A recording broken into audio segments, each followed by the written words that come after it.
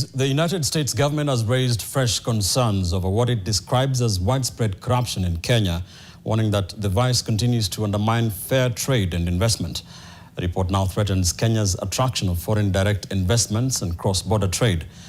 And TV's Brian George Otieno now tells us what experts recommend to avert the obvious disrepute as they call out the graft. President Donald Trump's administration noted that corruption in Kenya often manifests in customs processes, licensing procedures, and awarding of government tenders.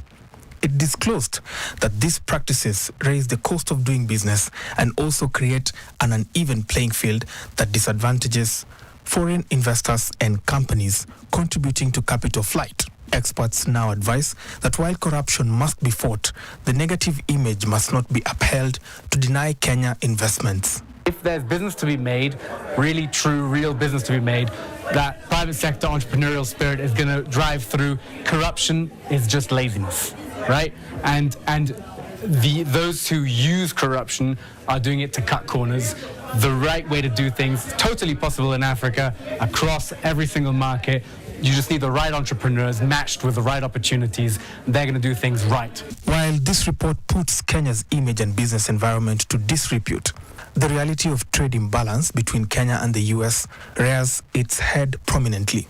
The U.S. goods trade surplus with Kenya was $131.9 million, a 285.4% increase over 2024. U.S. goods exports to Kenya totaled $990.8 million in 2025, up 28.5% from 2024. U.S. goods imports from Kenya totaled $858.9 million in 2025, up 16.5% from 2024.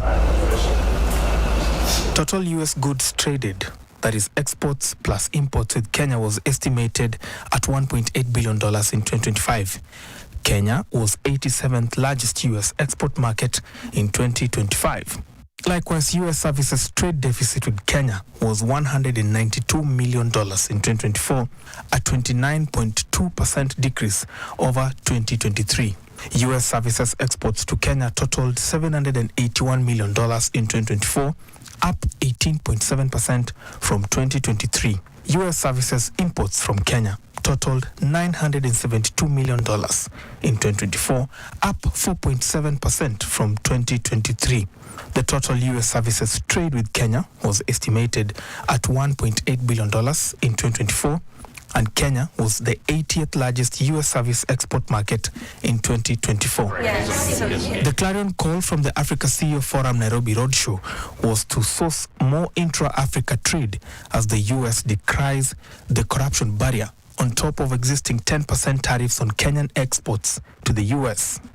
As Africans, we must understand that we have to become sustainable as possible, so that we can feed ourselves, we can manufacture for ourselves, we can develop medicines and healthcare for ourselves, we can create shelter for ourselves, and we can build economies that grow. This Middle East crisis today, right, has increased the prices of polymers, what you make plastic out of, fuel, so much that we now have to look for alternative solutions. The U.S. government emphasized that left unchecked, corruption can undo the benefits of trade agreements, frustrate economic stabilization efforts, and weaken the integrity of international trading systems.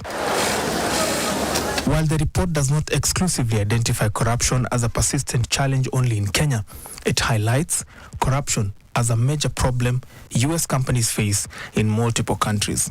However, the issue is to not let that affect the perception of the investability of African markets such as Kenya, because it gets too much visibility and too much noise vis-a-vis all the positive stories that are out there, all the positive investments, all the uncorrupt, completely productive investments which have created jobs, which are employing people, creating value and creating value chains across the continent. So my objective here would be not to ignore it, it's a serious issue, but to address it concretely and candidly. Brian George Otieno, NTV, Nairobi.